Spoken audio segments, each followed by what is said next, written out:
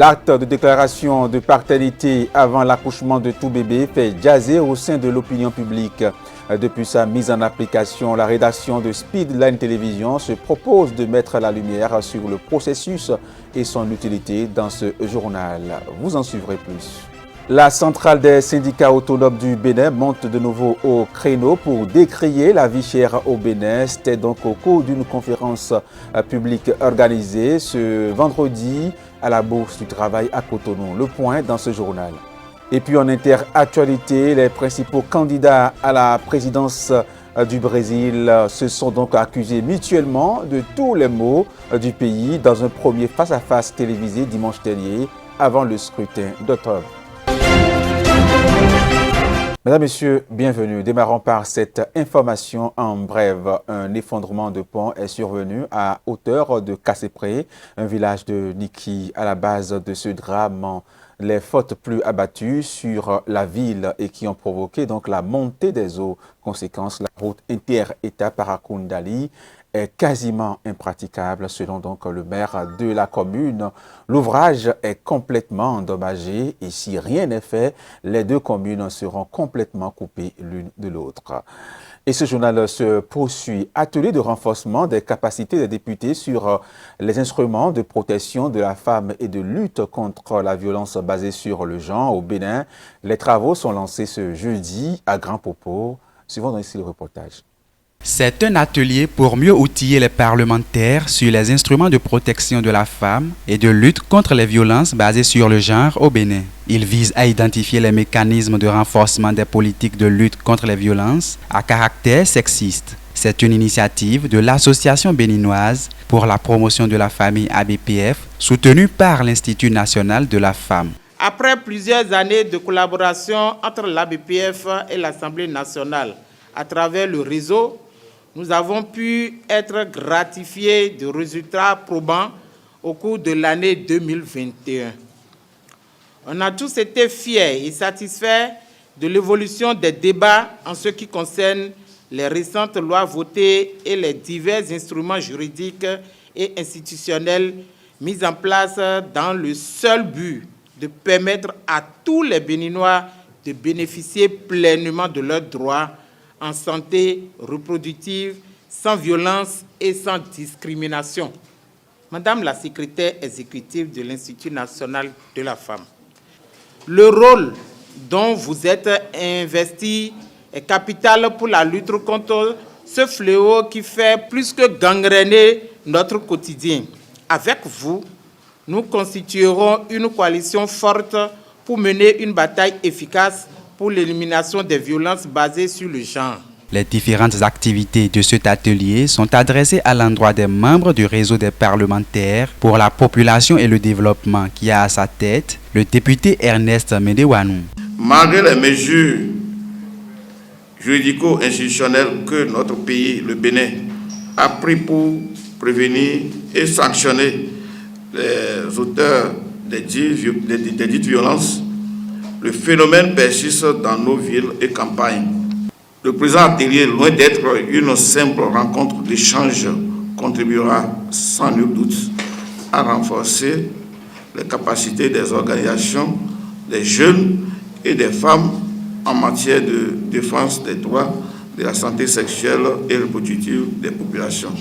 Les conclusions et les résolutions issues de cette concertation permettront de renforcer davantage la prévention et la lutte contre les violences basées sur le sexe au Bénin. L'obligation de se faire établir un acte de paternité fait jaser au sein de l'opinion publique depuis sa mise en application. En effet, il est désormais exigé que tout géniteur se fasse établir un acte de déclaration de paternité avant l'accouchement de son bébé. Ceci afin de faciliter l'établissement de l'acte de naissance du nouveau-né. Nous aurons donc dans cet élément plus de lumière sur le processus, également son utilité, avec Romaric Dossard et Pierre Akako. Au Bénin, il est désormais prescrit que le nom du géniteur ne peut être inscrit sur l'acte de naissance de l'enfant qu'après présentation d'un certificat de reconnaissance de la grossesse établi par l'officier d'état civil. L'acte est récupéré à la maternité par la mère de l'enfant. C'est un papier qui doit être rempli par le père, c'est-à-dire l'auteur de la grossesse et la mère. Ce papier, après être rempli, doit être légalisé à la mairie. Donc, une fois légalisé, la femme revient avec le papier avant ou à l'accouchement, ou le jour de l'accouchement.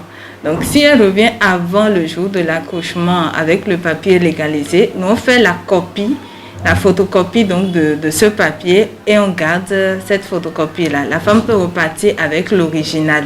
Après avoir accouché la femme, qu'on peut établir une fiche de naissance. Mais avec ce papier, sans ce papier, ça pose de problèmes. Vous voyez, sans ce papier, on est mitigé, on ne sait pas quel est le top, puisque sur la fiche de naissance, il y a père-mère.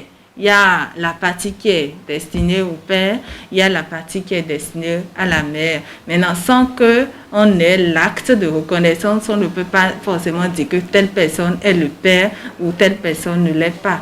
Donc cet acte-là, c'est important pour que sur la fiche de naissance, on puisse vraiment, la sage-femme puisse être sûre des informations qu'elle donne sur la fiche de naissance afin de pouvoir permettre aux agents de l'ANIM de donner des coordonnées fiables pour cet enfant.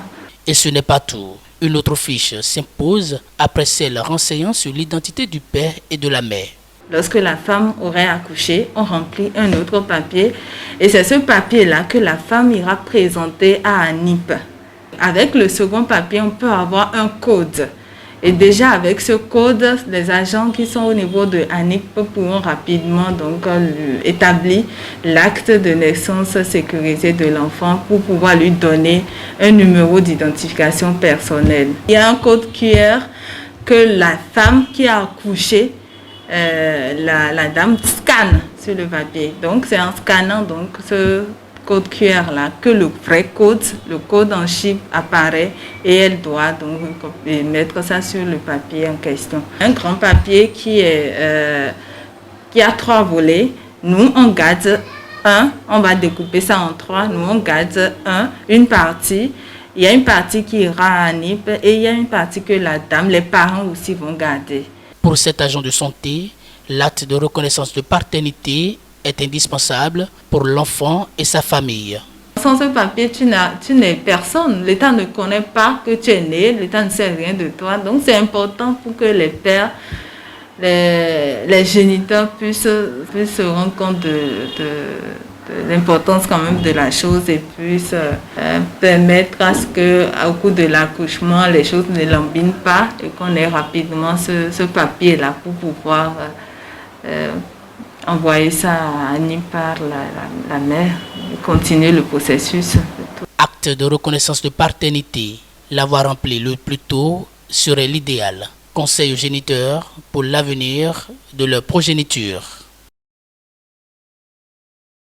Et 6 mois après sa première tentative, la centrale des syndicats autonomes du Bénin, CSA, monte de nouveau au créneau pour décrier la vie chère au Bénin à travers donc une conférence publique qu'elle a organisée ce vendredi matin à la Bourse du Travail de Cotonou avec le soutien de certaines organisations syndicales. La CSA vient donc inviter le gouvernement à se préoccuper de la cherté de la vie et la dégradation du pouvoir d'achat de la population. On fait ici le point dans ce reportage de Kenneth Egawi et Mathieu Soso. Cette sortie de la CSA Bénin vise à dénoncer le silence du gouvernement sur la hausse démesurée des prix des produits de première nécessité. Une conférence publique qui réunit plusieurs travailleurs et membres de divers syndicats à la Bourse du Travail de Cotonou. Tour à tour, travailleurs et représentants d'organisations syndicales sont passés au pupitre pour exposer la situation de la cherté de la vie dans le pays. Cherté, ce n'est pas toujours Poutine. Ce n'est pas Poutine qui a augmenté l'argent ou bien ce que nous pouvons payer pour acheter de l'huile, le coton que le paysan produit ici au Bénin. Ce n'est pas Poutine qui a augmenté ça. Le kilo du poisson, chaque semaine, prend 100 francs. Actuellement, à Parakou, le Salomon est à 1600 francs le kilo. Mon épouse est allée au marché, elle revient me dire que le poisson a pris du prix. Je dis, il y a guerre encore sur les fleuves. Aujourd'hui, nous n'arrivons pas à manger à midi. Le matin non plus. On peut manger peut-être 2 fois par jour, mais pas plus les 3 fois comme il le faut. Alors je dis non, non à cette cherté de la vie. Personne n'a manqué l'occasion pour se prononcer sur la situation et déplorer le mutisme des autorités face aux difficultés des travailleurs. C'est avant que n'arrive la déclaration publique adressée au gouvernement et lue par le secrétaire général de la CSA Bénin, Anselme Amonsou. Elle est intitulée « Cherté de la vie, le visage de la précarité et de l'injustice au Bénin ». Un gouvernement est élu pour gérer les crises, même si ce n'est pas lui qui les a créées. La cherté de la vie est loin d'être une fatalité. Le gouvernement a l'obligation de veiller effectivement au bien-être individuel et collectif. Cela passe par le respect des engagements, les efforts pour l'apaisement social sans lequel aucun développement n'est envisageable. Cela passe également et surtout par le partage équitable de la prospérité induite par l'effort commun. La quête du dialogue social inclusif n'est pas une faiblesse. Le mépris vis-à-vis des représentants des travailleurs n'est pas une qualité. La prospérité partagée est également un acte de bonne gouvernance. Cette déclaration met fin à la conférence publique de la CSA Bénin. Les participants espèrent que cette deuxième tentative suscitera des actions nécessaires de la part des gouvernants. On parle à présent du retard de croissance, un mal qui s'observe lorsque le poids ou la taille d'un enfant est inférieur aux normes de croissance établies par son âge et son sexe. Elle représente donc une grande inquiétude pour les parents. Les médecins utilisent les courbes de croissance pour évaluer donc la croissance d'un enfant par rapport aux normes établies. Mais quelles sont donc les causes réelles de ces troubles de croissance? Réponse dans ce reportage. Tous les enfants ne grandissent pas de la même façon. Certains sont victimes du retard de croissance. Un ralentissement de la courbe de croissance peut relever un trouble de l'hypophyse, la glande qui sécrète les hormones de croissance. Lorsque cette courbe ralentit, on parle de cassure. Plusieurs choses qui peuvent être à l'origine du retard de croissance. Là, on parle de maladies. Il y en a plein. Le diabète sucré chez l'enfant, par exemple, des anomalies chromosomiques, c'est-à-dire ce qui est génétique d'ailleurs, chez un enfant. Mais lorsque le retard de croissance est non organique, c'est dit que il y a également plusieurs éléments qu'on va considérer. Peut-être que c'est dû à l'environnement de l'enfant.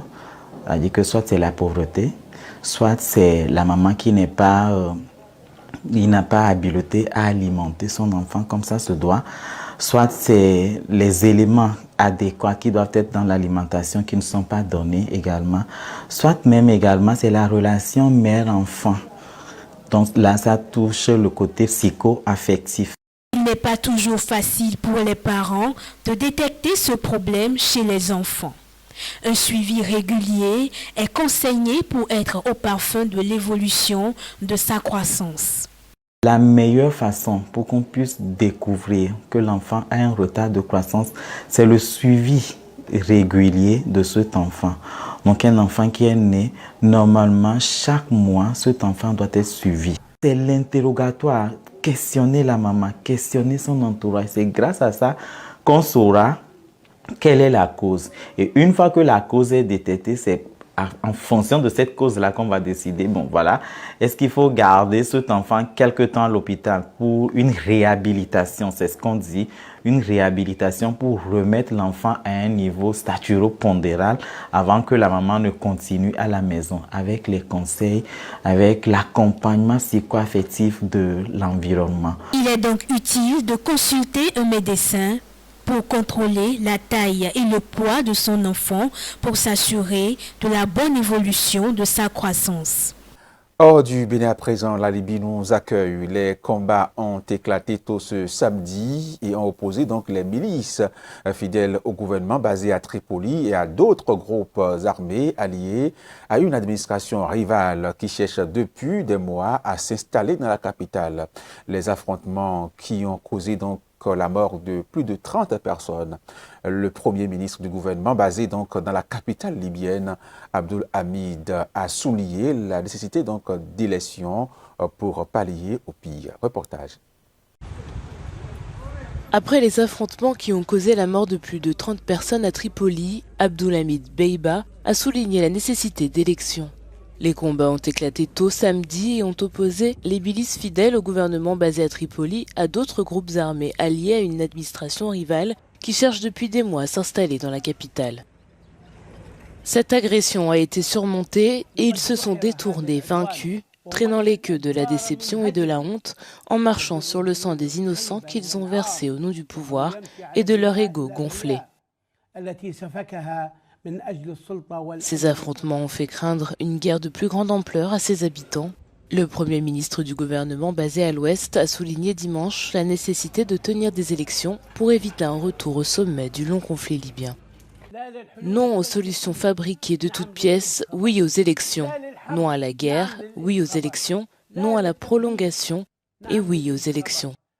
Les affrontements entre milices ne sont pas rares à Tripoli. En mai, le Premier ministre rival basé à l'Est, Fathi Bashagha, a tenté d'installer son gouvernement à Tripoli, déclenchant des affrontements qui se sont soldés par son retrait de la ville. En Centrafrique, plusieurs centaines de personnes se sont rassemblées samedi après-midi dans la capitale à Bangui pour montrer leur opposition à une nouvelle constitution. Les manifestants dénoncent une manipulation qui vise à permettre au chef de l'État, Faustin Archange Touadéra de rester au pouvoir. Reportage. L'opposition centrafricaine vont debout contre un changement ou une modification de la Constitution de 2016. Samedi, au moins 300 personnes ont manifesté contre la volonté présumée du pouvoir de faire sauter les verrous limitant à 2 le nombre de mandats présidentiels. Nous ne comprenons pas qu'aujourd'hui, alors que le peuple centrafricain connaît d'autres problèmes, on nous sort brusquement, comme un coup de tonnerre pendant la saison sèche, une histoire de modification ou de révision ou de rédaction d'une nouvelle constitution. Ce n'est pas la priorité du peuple centrafricain. L'objectif de toute cette manœuvre-là, c'est de faire sauter les verrous limitant à 2 le mandat présidentiel pour que Touadéra soit président à vie. Une crainte nourrie par la signature vendredi d'un décret créant un comité chargé de rédiger un projet de nouvelle constitution, alors qu'au sein même du camp présidentiel, des voix appelaient déjà au changement de la loi fondamentale. Élu en 2016 puis réélu en 2020, Faustin Archange Touadéra devrait rendre le tablier au terme de ce second mandat. Je l'annonçais dans les titres, les 2 principaux candidats à la présidence au Brésil se sont accusés mutuellement de tous les maux du pays dans un premier face-à-face télévisé dimanche avant le scrutin d'octobre. Ces 2 rivaux, figures centrales de l'histoire récente du Brésil, se sont donc affrontés pour la première fois publiquement. À un mois de l'élection présidentielle brésilienne, les 2 favoris se sont affrontés lors d'un débat télévisé. Le président actuel Jair Bolsonaro a dirigé de nombreuses attaques contre la malhonnêteté de son rival Lula. L'ex-président de gauche avait été emprisonné pendant 1 an et demi pour corruption avant d'être relâché sur décision de la Cour suprême. Votre gouvernement était marqué par la kleptocratie. Il était basé sur le cambriolage. Et ce pillage avait pour but d'obtenir le soutien du Congrès. Pas seulement celui du président Lula, mais du Congrès. Donc rien ne justifie la réponse mensongère que vous avez faite sur la question. Votre gouvernement était le plus corrompu de l'histoire du Brésil. Des accusations rejetées par Lula qui a cependant reconnu publiquement l'existence de corruption au sein du groupe pétrolier Petrobras pendant son mandat. Ce que nous venons d'entendre est inqualifiable. Le président aurait dû être informé que c'est sous notre gouvernement que Petrobras a atteint la taille qu'elle a, avec une capitalisation de 70 milliards de reais, soit près de 14 milliards d'euros. Le président devrait savoir que mon gouvernement a été marqué par la plus grande politique d'inclusion sociale avec le plus de création d'emplois. Pela maior política de inclusão social, pela maior geração de emprego. Lula est pour l'instant donné favori avec 47% des sondages contre 32% pour Jair Bolsonaro. Des retenues d'eau exceptionnelles sollicitées dans les Pyrénées pour alimenter donc une Garonne qui souffre. La sécheresse frappe le plein fouet, donc le sud-ouest de la France, alors que l'hydraulique prend donc une importance accrue. dans le contexte de la crise énergétique. Reportage. La sécheresse frappe de plein fouet la France et notamment le sud-ouest au moment où l'énergie hydraulique prend une importance décisive. Ici en Ariège, le niveau du lac a tellement baissé que les responsables du barrage ont dû procéder à des lâchers d'eau un mois plus tôt qu'à l'ordinaire. En juillet, par exemple, le volume libéré depuis les lacs ariégeois est 2 fois supérieur à ce qu'on avait, au maximum qu'on avait fait par le passé. On peut dire aussi que entre le 9 juillet et aujourd'hui, on a libéré plus de 70% des volumes qui sont réservés pour le soutien d'étiage de la Garonne. À Toulouse, au plus fort de la sécheresse, 40% de la Garonne provenait des lâchers d'eau effectués par les gestionnaires des retenues. On appelle ce procédé l'étiage. Il est crucial pour les cours d'eau et pour l'industrie. La première fonction, c'est de maintenir ce qu'on appelle le bon état des rivières. Le bon état des rivières, ça veut dire qu'il faut que la vie soit là, il faut que les hérons trouvent de l'eau, que les poissons qui passent dans la passe à poissons derrière moi aient de l'eau. Donc c'est tenir ce niveau-là. Mais c'est aussi pour des activités industrielles. L'exemple qui est bien connu, c'est qu'il y a besoin d'eau sur une centrale nucléaire comme Golfech. Et donc, il y a besoin qu'on tienne aussi des niveaux. Pour les opérateurs électriques, c'est la double peine.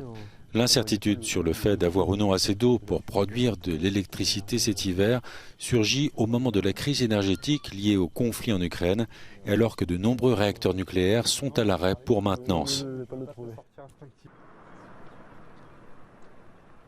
Direction Pakistan, les inondations provoquées par les pluies de mousson ont provoqué la mort de 1061 personnes selon le dernier bilan publié lundi matin. Des torrents d'eau devraient donc atteindre la province de Sindh dans les prochains jours, aggravant donc les difficultés de millions de personnes déjà affectées par les intempéries. Images et sons. Le Pakistan ravagé par les inondations. Et le bilan est lourd. Depuis le début de la mousson à la mi-juin, plus d'1 millier de Pakistanais ont été tués par ces violentes intempéries. 80 000 hectares de terres agricoles ont été détruits et des millions de personnes se sont retrouvées sans abri, sans nourriture ni eau potable. C'est le cas de ce couple de villageois dans le Baloutchistan au sud du pays, l'une des zones les plus touchées. Leur maison a été submergée par les eaux et il ne leur reste plus rien. Ma maison est inondée, tout est détruit. Je suis très inquiet. Mes enfants ont faim et ils sont malades. Je souffre, que dois-je faire? Je regrette aujourd'hui de l'avoir construite, car maintenant je pense à comment nourrir mes enfants ou construire une autre maison. Mais je n'ai plus de salaire. Au total, près de 33 millions de personnes ont été touchées par les pluies torrentielles, soit un Pakistanais sur 7. Le gouvernement a déployé l'armée comme dans cette province près de la frontière avec l'Afghanistan, afin d'évacuer les habitants piégés dans des torrents d'eau. L'état d'urgence a été déclaré par le Premier ministre. J'annonce une aide gouvernementale de 10 milliards de roupies pour la province du Baloutchistan. Les autorités régionales planifieront les opérations de secours. Le bilan pourrait encore s'alourdir en raison des crues des rivières. Le sud du pays se prépare à un nouveau déluge dans les prochains jours.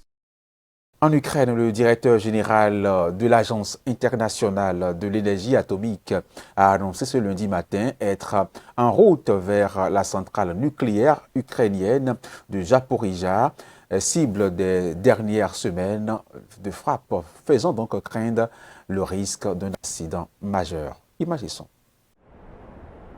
Une équipe de l'Agence internationale de l'énergie atomique était en route ce lundi matin vers la centrale nucléaire ukrainienne de Zaporizhzhia. L'annonce a été faite par le chef de l'AIEA, Raphaël Grossi. « Nous devons protéger la sécurité de l'Ukraine et de la plus grande centrale d'Europe », a-t-il écrit sur Twitter. Le site est la cible depuis plusieurs semaines de bombardements que Moscou et Kiev s'accusent mutuellement de mener. Face au risque de fuite radioactive, l'opérateur ukrainien de l'énergie atomique a organisé ces derniers jours des exercices d'évacuation et de simulation en cas d'accident nucléaire. La centrale de Zaporizhzhia, où sont situés 6 des 15 réacteurs du pays, a été prise par les troupes russes début mars, peu après le lancement de l'invasion. Elle est un enjeu crucial de la guerre qui continue sur plusieurs fronts. L'Ukraine reviendra, c'est sûr, la vie reviendra. La dignité des habitants du Donbass sera de retour. La possibilité de vivre reviendra, de vivre en sécurité et dans le bonheur.